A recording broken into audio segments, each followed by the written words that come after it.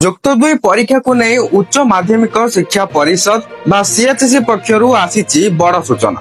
ବର୍ତ୍ତମାନ ଯାହା ବି କିଛି ଅପଡେଟ ରହିଛି ତାହା ସମସ୍ତେ ଜାଣି ରଖିବା ଜରୁରୀ।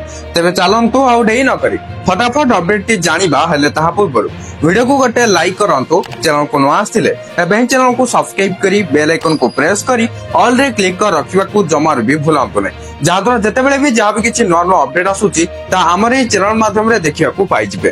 ଚାଲନ୍ତୁ ଆଉ ଡେରି ନ କରି संपूर्ण अपडेट उपरे नजर पकेइबा।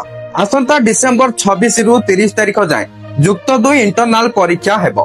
सेहीपरि जनवरी 2 रु 12 तारिख मध्यरे प्रैक्टिकल परीक्षा हेबो। फेब्रुआरी 15 रु मार्च 20 तारिख मध्यरे वार्षिक परीक्षा बा प्लस टू बोर्ड एग्जाम देबे छात्र छात्री।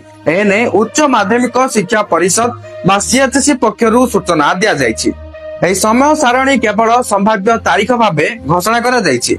एने खूब शीघ्र विस्तृत विवरणी प्रकाश पाइबो बोली सीएचसी परीक्षा नियंत्रक डॉक्टर प्रशांत कुमार परिडा कहिसंती।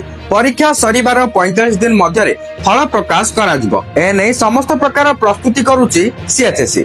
जो छात्र छात्रींकर 75% रु कम उपस्थान थिबो सेमाने परीक्षा देबारु वंचित होई पारंती।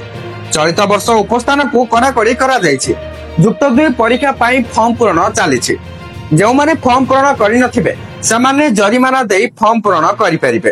अन्यपटे सीएचसी पक्षरु अन्य एक पदक्षेप निया जायछि, जेउतिरे कॉलेज आसुनथुबा पिलांको अध्यक्ष माने सचेतन कराई किपरि 7% उपस्थान हेबो ता सुनिश्चित करिबे। बर्तन जहाँ भी किछि सीएचसी रो नुआ अपडेट थिला मु आपनको जणि सारली। वीडियोटी को शेयर करी समस्तक पाखरे ए अपडेट को पहुंचै दियंतु।